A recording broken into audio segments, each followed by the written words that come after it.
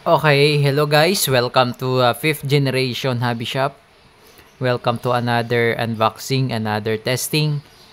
Shout out nga pala kay Sir Dennis of Lucena. Sir, welcome to 5th generation hobby shop. Unit nyo sir for testing. The Glock 17 Gen 5. This is the pellet version airgun pistol. So bali, ang bala niya ay pellet. CO2 powered. So bali, may kasama na siyang 5 pirasong BBs, 5 pirasong CO2. So this is the CO2. Comes with 5 pieces and then merong extra order si sir na 5. Okay, so bali ang marireceive nyo po sir ay 10 pirasong CO2. Okay, and then may kasama na siyang isang lata na Umarex.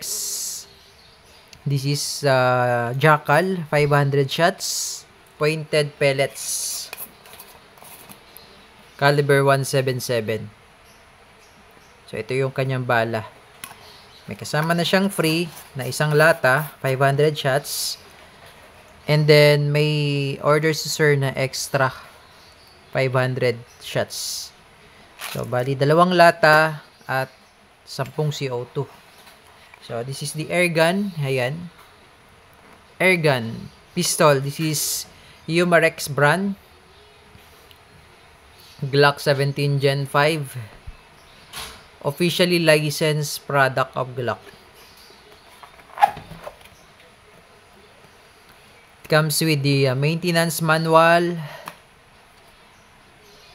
Operating instruction manual.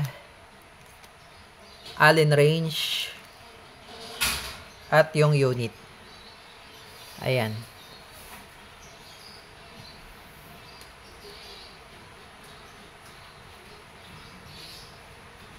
Glock 17 Gen 5. This is pellet version kasi meron kasing Glock 17 na ganito na ang bala ay yung steel ball. Yung steel ball version or yung steel BB version.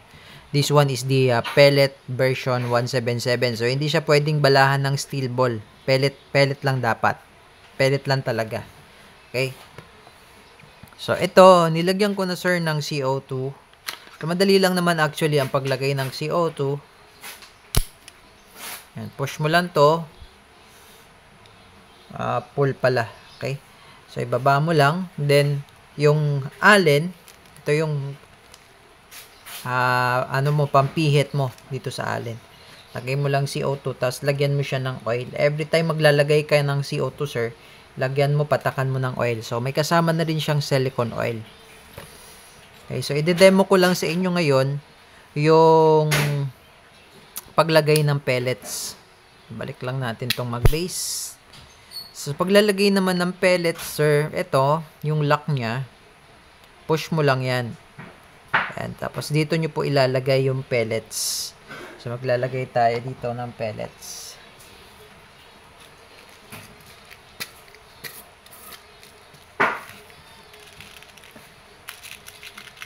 So, bali ito yung ating pellets, 177. Ayan, pointed yan. Yan yung kasama. Pointed pellets. So, bali dito natin siya ilalagay. Sa belt. Ang capacity po nitong magazine ay 21. Yan. Tapos, pwede mong lagyan itong part na to ng oil para smooth yung pag-ikot ng belt. Ito, pwede mo siyang lagyan ng oil. Sikot na lang. Pwedeng counter, pwede ring clockwise. Hanggang sa mapuno nyo yung 21.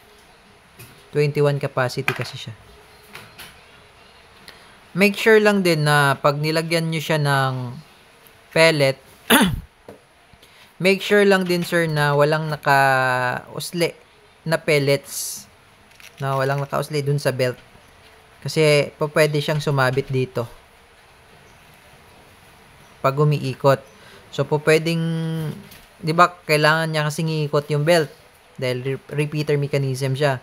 So pag may naka-usli, ano yan eh, hindi siya iikot. May iipit. So, ayan. Ganun lang yung paglalagay ng pellet and make sure lang na walang nakausli para maikot. Katagalan yung belt naman po ay lumalambot naman. Pag bago, medyo matigas pa, kalabitin. So may diskarte kasi dyan pag kinalabit mo siya sa yung trigger, no? Pag kinalabit mo siya, pwede mo siyang full trigger. Full mo siya, no? May safe pala to, no? Ayan, naka-safe siya, sir, no? White, makikita mong white, safe yan. Kapag ang nakikita mo naman diyan ay red, that's fire.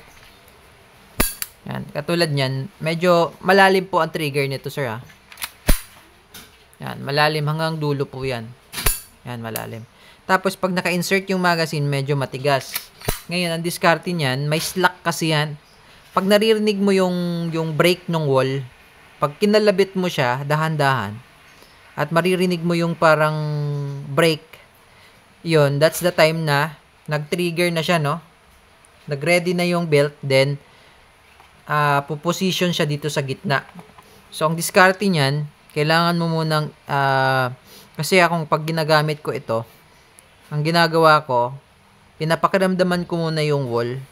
Pag once na narinig ko na yung break ng wall, diba? Dinadahan-dahan ko muna siyang kalabit. Ganyan. Once na narinig ko na yung break ng wall, tsaka ko siya itutuloy. Yan. Pero po pwede rin namang direkta.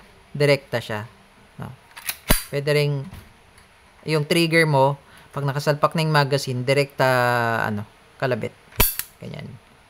Okay, wag mo siyang idadalin sa half kasi po pwedeng, pag dinala mo siya sa half, po pwedeng hindi siya mag-align dito. Kailangan, break yung wall or di kaya, direkta kalabit. Yun lang. Ganun lang siya. Okay, so, tuloy tayo dito sa magazine.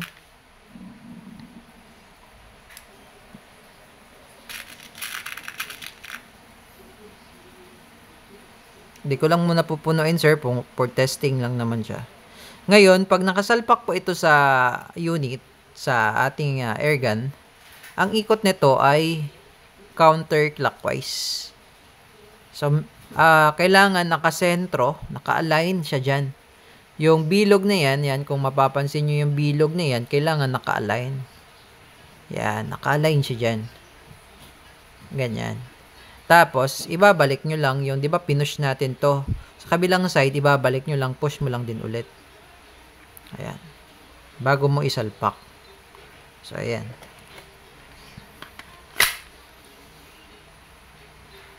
Okay, Glock 17 Gen 5 pellet version, Sir Dennis. Testing natin, sir.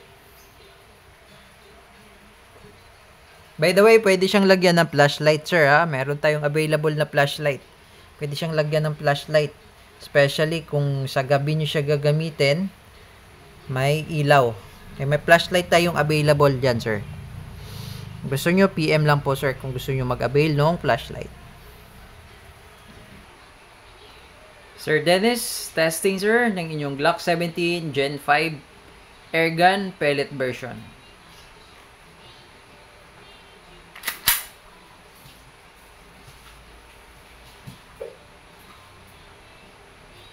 Okay, firing.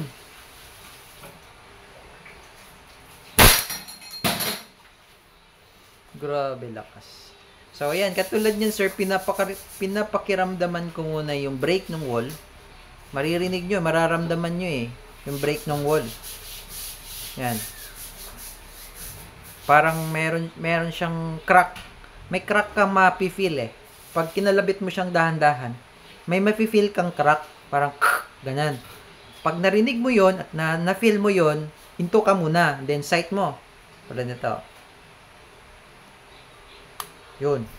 Diba? Then, isa-sight mo muna. Align mo muna dun sa target mo. Then, once na sigurado ka ng puputok, diretso na kalabit. Yan, ganun. Pwede din namang trigger diretso. Ganito, katulad nito.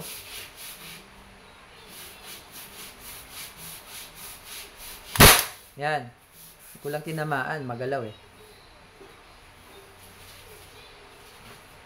Kasi mas gamay ko yung dun sa breaking ng wall Yan. Tinamaan. Pero pag i-break ko yung wall, 'Di ba? Mas ano siya, mas natatamaan ko.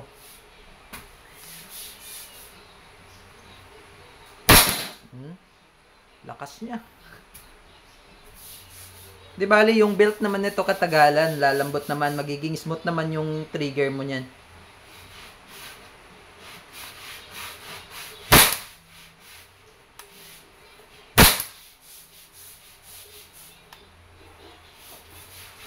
Wala na.